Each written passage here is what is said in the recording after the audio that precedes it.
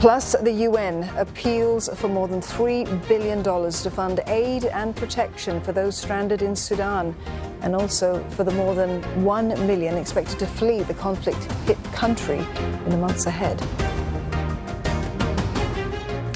The United Nations is seeking for a total of more than $3 billion in aid to help residents still stranded in conflict-ravaged Sudan and refugees that had fled to escape the violence. We aim to reach 18 million people. The funding requirements of nearly $2.6 billion is also the highest for any humanitarian appeal for Sudan.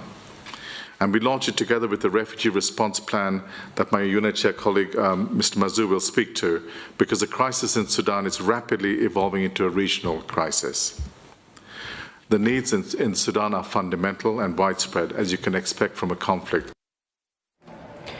The United Nations estimates more than 1 million people are expected to flee into neighbouring countries this year. The fighting has deepened the humanitarian crisis in Sudan, where 1 in 3 already relied on assistance before the war.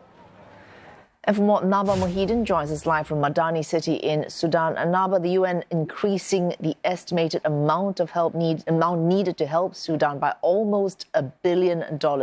But given the amount of devastation that we've seen and the numbers they expect to flee the country, will this money be enough?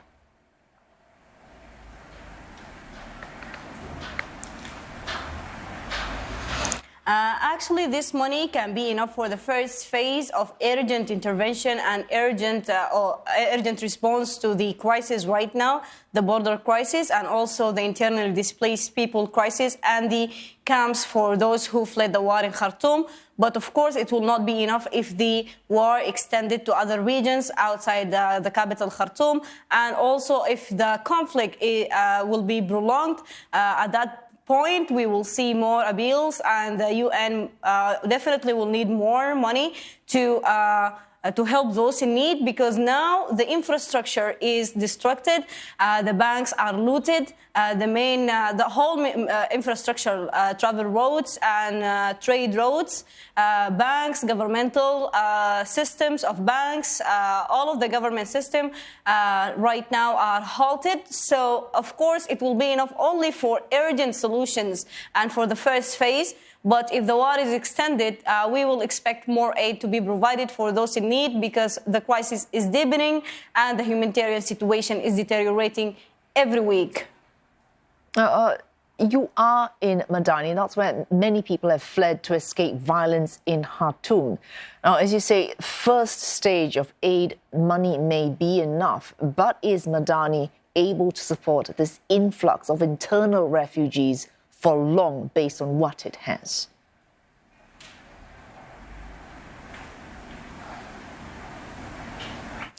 Actually, the impacts of the war in Khartoum or armed clashes the impacts are seen already in Madani and other regions, not only in Madani. People are internally displaced to 5 main regions in Sudan, which is Darfur region, Central Sudan region, including Madani, Red Sea region, the main city is Port Sudan, and Northern State region and River Nile region. So the impacts are seen, and there is overpopulation everywhere in Sudan because people are leaving Khartoum.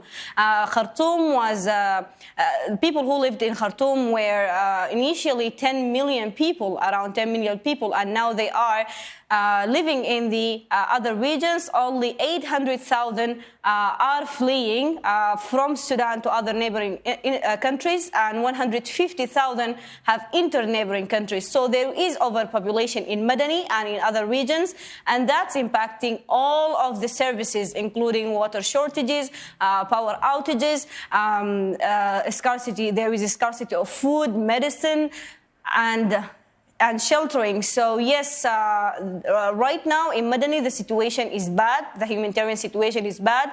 The state cannot provide enough aid for people in Madani or other regions. And the bad thing is that Khartoum is the main business hub for Sudan. So main trade and factories are impacted.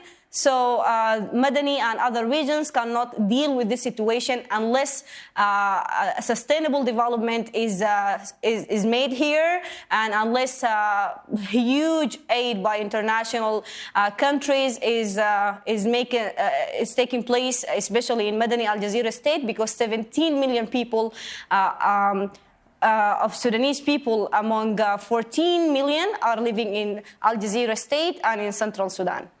Well, thanks so much. Naba Mohidin reporting live from Madani City in Sudan.